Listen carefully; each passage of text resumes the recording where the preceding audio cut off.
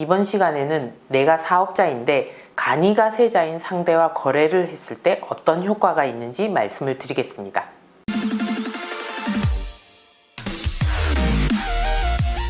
간이가세자란 잘 알고 계시다시피 부가가치세를 일반적인 10%를 내지 않고 업종별 부가율을 곱하기 때문에 부가세를 일반 가세자보다 작게 내는 사업자라고 알고 있습니다. 소득세는 전혀 일반 가세자와 차이가 없으니까 이 점도 잘 알고 계실 거고요. 그래서 내가 간이가세자일 때는 소득세는 일반 가세자와 차이가 없지만 부가가치세는 적게 낼 수 있는 장점이 있습니다. 국가에서 매출이 작은 간이가세자에게 혜택을 주는 거죠. 그러면 반대로 나는 일반 사업자인데 상대방이 간이가세자일 때 어떤 효과가 있을까요? 첫 번째, 상대방이 간이가세자이기 때문에 간이가세자는 세금계산서를 발행할 수 없습니다. 그렇기 때문에 물건이나 서비스를 제공할 때도 부가가치세를 걷어갈 수 없는 거죠. 제가 만약에 사무실을 임차하고 있는데 집주인이 간이가세자다 이러면 세금계산서를 발행을 못 해줍니다. 그렇기 때문에 부가세도 걷어갈 수가 없는 거죠. 그러면 제 입장에서 월세를 낸 거를 비용 처리할 때 어떻게 하냐면 계좌이 체한 내역과 계약서가 있으면 비용 처리가 됩니다. 그럼 부가세는 어떻게 하냐고요? 부가세를 낸 적이 없기 때문에 당연히 부가세 신고 때는 월세가 반영이 안 되겠죠.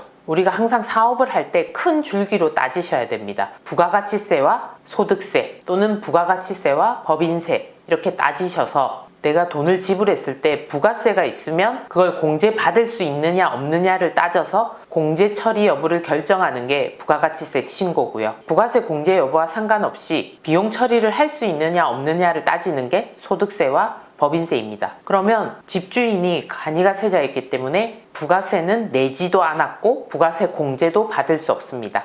다만 월세 자체를 계좌이체 증빙을 가지고 비용 처리를 하셔서 소득세나 법인세를 줄이면 됩니다. 거래처 사장님 중에 이 간이가세자 문제 때문에 있었던 일이 있어서 제가 말씀을 드리겠습니다. 분명히 월세 임대차 계약서에는 월세가 100만 원, 부가세 별도 이렇게 되어 있고 세금계산서는 며칠에 발행한다 이렇게 되어 있습니다. 그래서 당연히 상대방 집주인이 일반 가세자인 줄 알았고 본인이 일반 가세자인 줄 알고 세금계산서를 발행했습니다. 그래서 부가세 신고 때 공제를 받은 거죠. 근데 알고 보니까 상대방이 간이가세자였던 거죠. 일을 하다 보니 한번 조회할 일이 있었고 그게 간이가세자임이 밝혀진 거죠. 이러면 누가 잘못한 걸까요? 일단 집주인이 잘못한 거죠. 왜냐면 월세 계약서에 본인이 일반 가세자인 것처럼 부가세 별도 이렇게 적어두고 부가세까지 포함해서 걷어갔습니다. 월세 100만 원에 부가세 10만 원에서 110만 원을 가져간 거죠.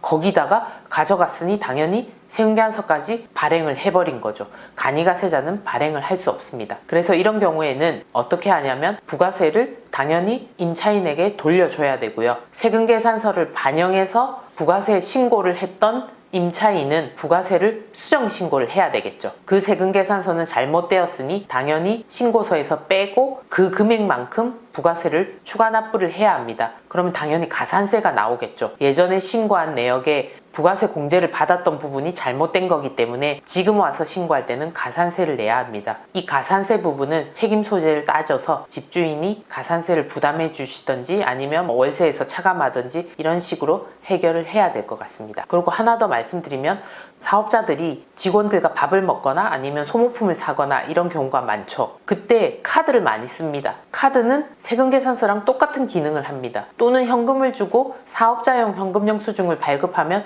그것도 똑같이 세금계산서의 기능을 합니다. 그러면 그런 사업자들이 부가세를 신고해서 저희가 세금이 얼마입니다 하고 말씀을 드리면 깜짝 놀라면서 따져 묻는 경우가 있습니다.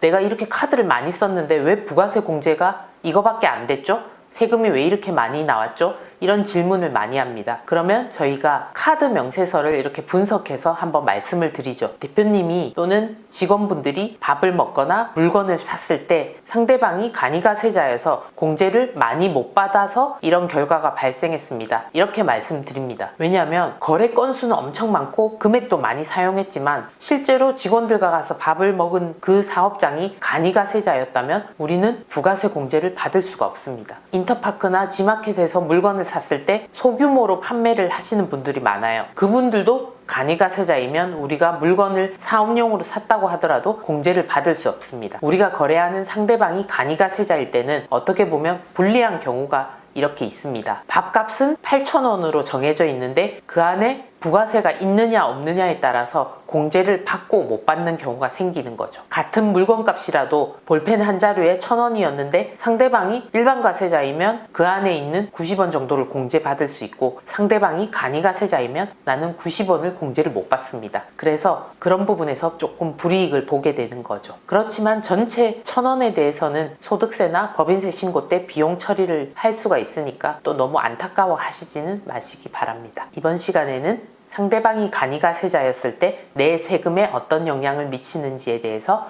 알아봤습니다.